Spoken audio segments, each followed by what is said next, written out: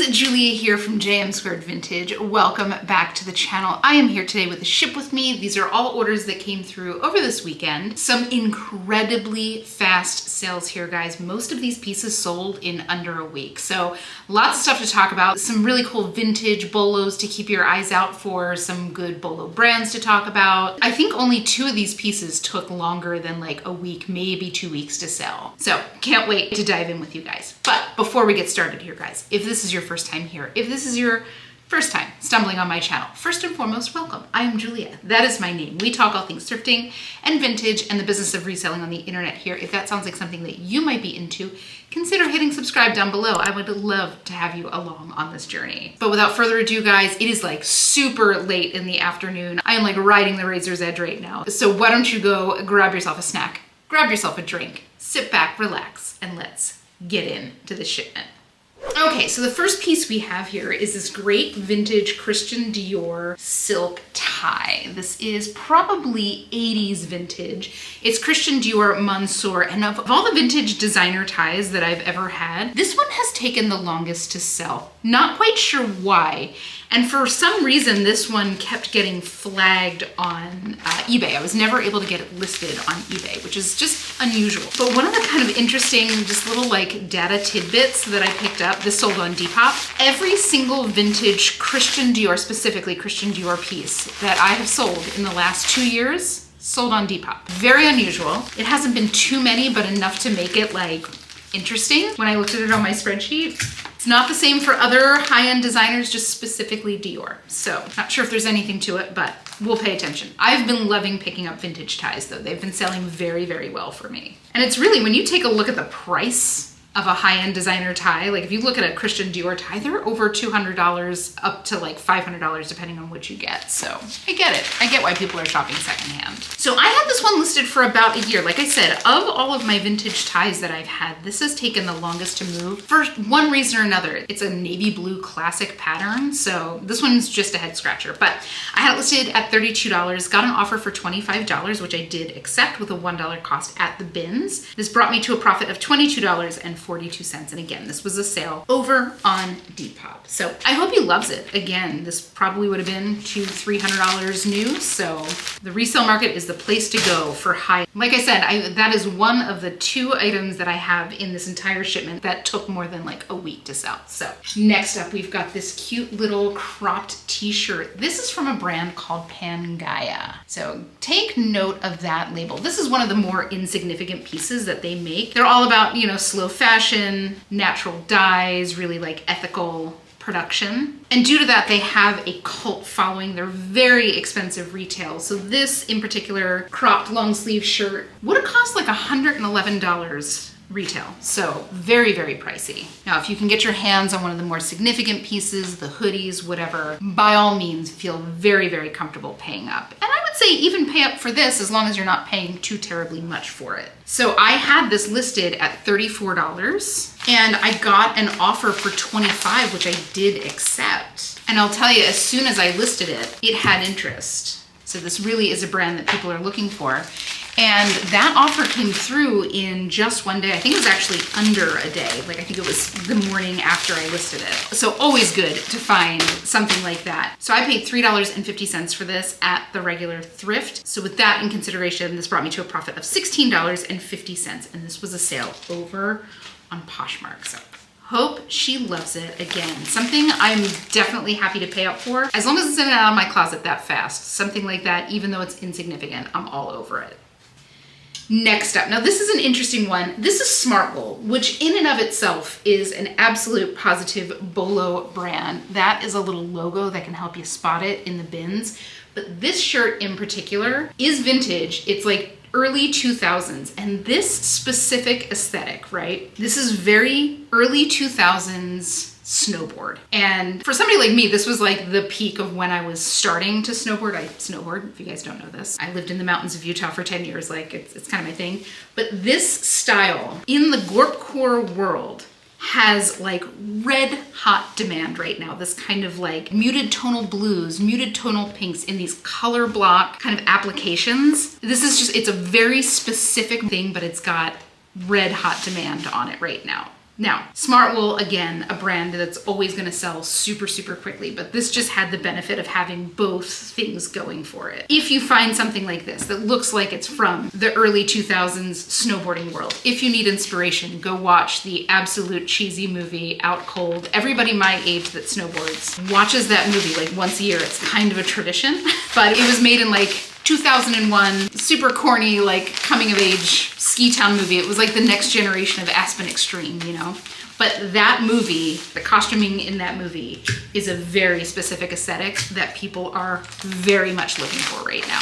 It's niche, but if you live in a place that has a lot of, you know, ski activity, if you're in Colorado, you're in Montana, you're in Idaho, you're in Utah, be on the lookout for pieces like this. Because everybody's looking for Arc'teryx, but a lot of people who aren't kind of hip to this core aesthetic that is red hot right now will leave stuff like this behind because it's too old, but like people are looking for it. So this one I had listed for $32 and I had it listed for just 2 days. And again, I had a ton of interest in it. And I got an offer for $27, which I did accept with a $5 cost at the regular thrift store for this. This brought me to a profit of $17.82. And this was a sale over on eBay. So keep your eyes out for this stuff, guys. It's kind of wild. And make sure you have it tagged with gorpcore, Gorpcore, if you are not already doing that on pieces like this. But I hope they love it. They're just becoming harder and harder to get your hands on, especially something like Smartwool, which is very susceptible to like moth damage. So next up, now this is a niche thing that I'm really into, but hopefully you guys would pick it up because they're beautifully made. This is a pair of vintage pants. They're from the 90s. And this is from a designer named Junko Shimada. And she is a Japanese designer. Like, she's worked with the likes of Lady Gaga. If memory serves me right, she did the Japanese Olympic costumes at one point. She's a pretty big deal in Japan, but stateside, she's a pretty niche designer. I just happen to really be into Japanese designers, so it's a name that I recognized immediately, but very, very expensive. If you can find the Junko Shimada like mainline, by all means, you should be picking it up. This one is part of her part 2 line, and that is the logo. That is the label right there. Really easy to miss if you don't know what you're looking for, but I was super excited to find this. I knew that these were gonna be kind of a slower sale. They're a pretty small size. And again, it's a pretty niche designer, but I knew that the right person would find these. Again, kind of in that gorpcore style with the utility style of the pants. Always keeping my eyes out for those like cross-pollination moments when it comes to keywords, right? But these I'd had for 7 months, so this is the other piece that took a while to sell. Totally expected for these. And I had them listed at $65, and I got an offer for $50, which I gladly accepted. With a $2 cost at the bins, this brought me to a profit of $38 even. And this was a sale over on Poshmark. So I hope they absolutely love these. Again, this is one of those things that you're like, find another, you know? Even though this technically is a diffusion line for her, they still sell for a great price. If you're able to find mainline, they will go for well into the hundreds of dollars depending on what you've got. Next up, one of my favorite brands to find, and this is something that I just talked about in my like Bolo brands hidden in plain sight video. If you haven't watched that, I'll link that down below. This is a whipped mini robe from Negative Underwear. When I say hidden in plain sight, like most people would miss that tag, because if you have light coming through it from the other side, you cannot see it. But this is a Bolo brand for sure. Happily pay up for it. People are obsessed. This fabric in particular has a real cult following. It's called their whipped fabric. They also have a sieve fabric, which is like a power mesh that people also really love, but that's mostly used for like bras and bralettes. It's power mesh is great for support. I swear this is so liquidy, it's like impossible to fold. So it's super interesting. I got this listed and immediately had interest in it, which I absolutely expect for Negative Underwear. But the interesting thing is, I had quite a few very, very quickly lowball offers pop through. Now, Poshmark has recently changed the minimum offer that a potential buyer can send in from 20% of the asking price to 40% of the asking price. But I got like multiple offers that were like just at or just above that 40% rate, which was unusual. Like, I typically don't see a ton of lowball offers. For whatever reason, I'm not quite sure why, but just like historically, I don't see too many of them. I know a lot of people get them on eBay, but I also set a floor price on eBay. So typically if people are sending me, you know, $10 on a $150 item, I'm not seeing them because they're getting automatically rejected. But lo and behold, a little bit later on that night, I'm scrolling on TikTok and something comes across my feed, and it was this girl saying like, well, we're doing this new thing that's going around called girl gambling. And what girl gambling is you find a bunch of luxury items. She was specifically talking about the Frankie shop. And she's like, so I go on Poshmark and I find a bunch of things that I like and I send in lowball offers, and some of them get accepted. First comment on there is Poshmark being like, this is everything. I'm like, ooh, not a good look, not a good look. That is their bottom line as well. But anyway, if you have noticed an uptick on lowball offers, especially on your higher end pieces, your more in-demand pieces, this is probably the culprit. Let me know down below if you have been noticing. I'm filming this on the Monday before Thanksgiving. So let me know if you've noticed an uptick around this week, because this really just went viral this week. Let me know if you noticed an uptick in the amount of lowball offers you were getting. I was like, oof. Anyway, so just be aware that when you are accepting lowball offers, you are affecting all sellers. I take that into consideration because don't get me wrong, sometimes it's really tempting. You know, you're having a slow week, it's very tempting to take a super lowball offer, but I always bear in mind that like that's going to affect things going forward because people can still see sold comps. Anyway, I had this listed for just 2 days. I had it listed at $68. Again, had a bunch of lowball offers pop through, but I did have an offer come through for $55, which I gladly accepted with a $7 cost at the thrift store. This brought me to a profit of $37. Even this was a sale over on Poshmark. And again, this only took about 2 days to sell. Negative is one of those brands that I absolutely am elated to find anytime I find it. It is gorgeous quality, really unique, it's in super high demand, and it takes up zero space to sell. I'm in. It's my favorite kind of thing to find. All right, next up, we've got this cute Free People top. This is one that I knew would fly. Any kind of oversized thermal top from Free People tends to sell very, very well for me. This is no exception. This is a size large. It's in like perfect condition. A lot of times I get stuff like this and it is worked, you know? But this feels like it was maybe worn once or twice, you know, like there's no curling on the raw edges whatsoever, you know, like all the tells are there that this is basically brand new. And it's a size large. A lot of times I find stuff like this, which is definitively oversized. I'll find stuff like this and it'll be size extra small, which is a shame with Free People because, you know, something like that, you know, I've had things that are an extra small that are this size, like physically this size, that would easily fit an extra large. And it's just kind of hard because you have to list it as extra small and then like, you know, make notes that this is very oversized, would fit up to blah, blah, blah. But first you gotta get them to click on the listing, right? Like I would love to know how many returns Free People gets for sizing. It's gotta be high, right? It's gotta be off the charts. I pick stuff up like this all the time. This one specifically is We the Free Basics, specifically from Free People, sell incredibly for me. So I had this listed for just 2 weeks and I had it listed at $34. I sent an offer for $30, which was accepted. And with a $2 cost at the bins, this brought me to a profit of $22 even. And this was a sale over on Poshmark. So hope she loves it. Like I will sell these kind of basics from We the Free all the time. And again, a lot of times they feel really broken in. So I always love when I'm able to find something like that that is like flawless. Next up, now this is one of the most adorable things. This is a 90s vintage silk ruffle neck blouse. I found this one and I found a twin in a deep red color. I kind of thought that they might go together, but alas, they did not. This kind of 90s romance being really big in vintage right now, I had no doubt that this was gonna sell very, very quickly. And the red one is probably not gonna be too far behind because these are like Christmas shirts. You know what I'm saying? I remember wearing shirts like this when I was a kid. I feel like I still can't remember what I called them. I feel like I called them poets blouses, which would track for young Julia. But this is from New York Studio, so I'm not quite sure if that's a really good brand or not, but it is definitely 100% silk and gorgeous. I'm always keeping my eyes out for these kind of on-trend vintage pieces. And right now, like mid-90s, 90s romance, think Delilah, you know, 90s minimalism, think Rachel Green, late 90s, early Y2K, cozy, think Gilmore Girls. These are all very, very in right now.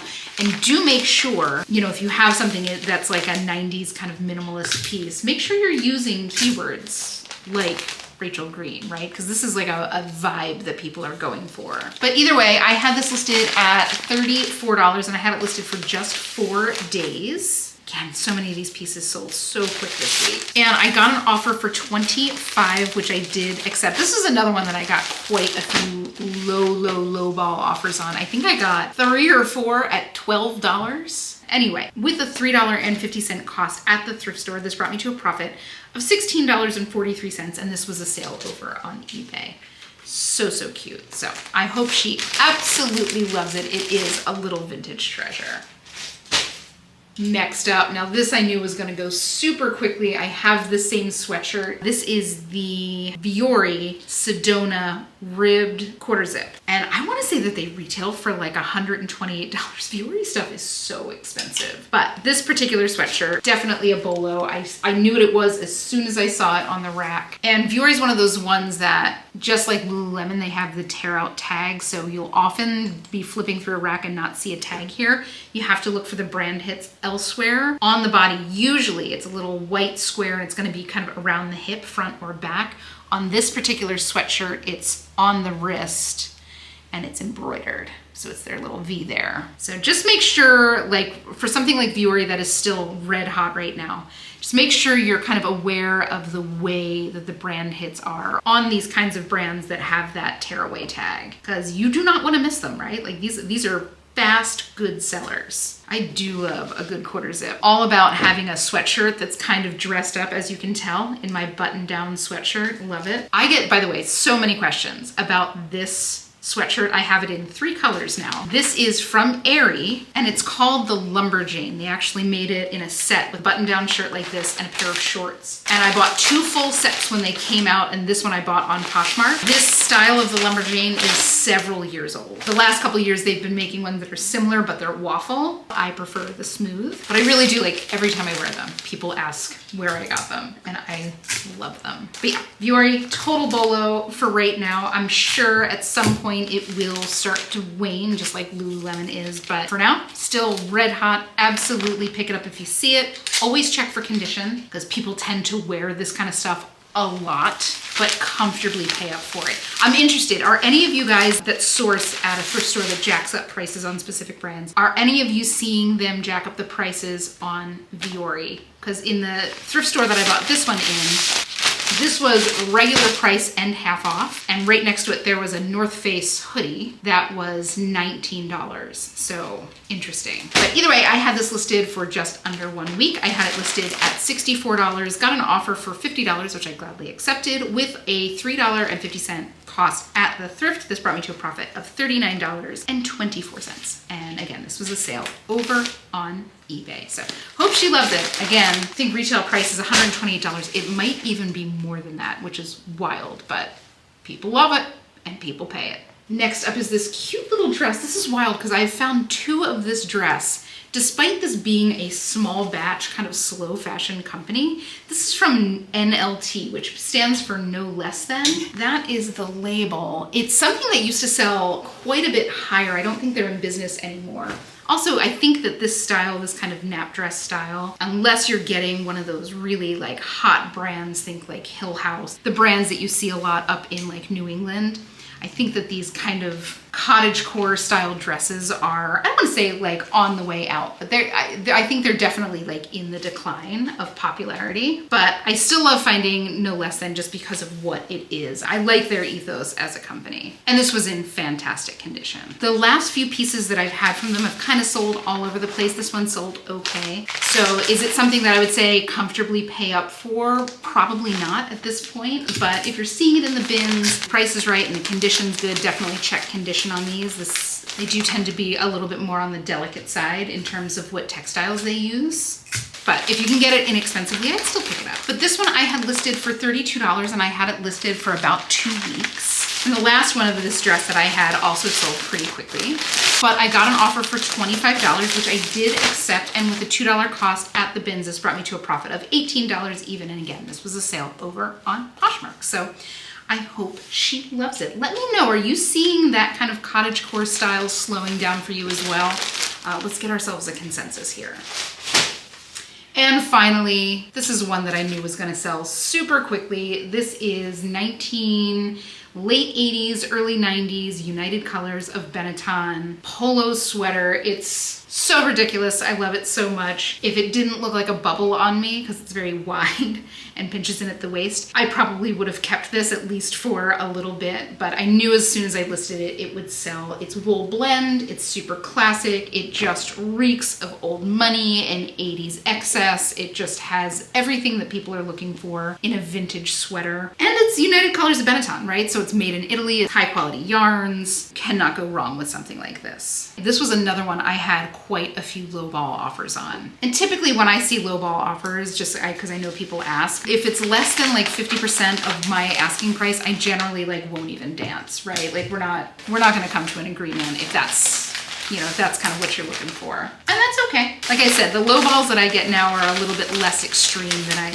I did get when I would get them before this new policy. But I know a lot of people have talked about, you know, getting $30 on a $300 item. Like, people must say yes, but please don't do that. It really does affect every other reseller in the world. So you always got to think about the rising tide, guys. With the state of the economy and with people being pinched like they are right now, and kind of sentiment against corporate conglomerates being at an all-time low, as resellers, we have a real opportunity to turn the public to cyclical fashion and reselling and buying secondhand. So make sure that you are just going the extra mile, making sure that people have a good experience when they're buying secondhand, especially if they're like a new account and you're the first person that they're buying from. Like, if they have a terrible experience the first time that they buy from Poshmark, like, you're not gonna come back and buy from anybody on Poshmark, right? I certainly wouldn't. So just remember that everything you're doing is affecting the marketplace as a whole.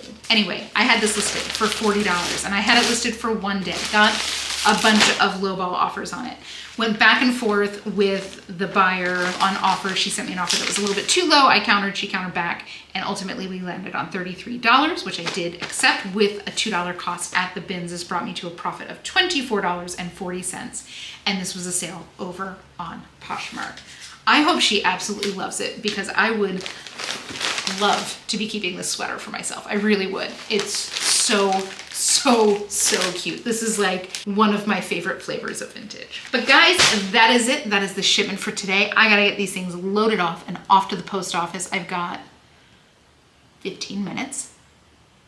No pressure. But guys, if you had fun, please consider leaving a like or a comment on this video. It helps me out so much with YouTube. Of course, don't forget to hit subscribe. I would love to have you along on this journey.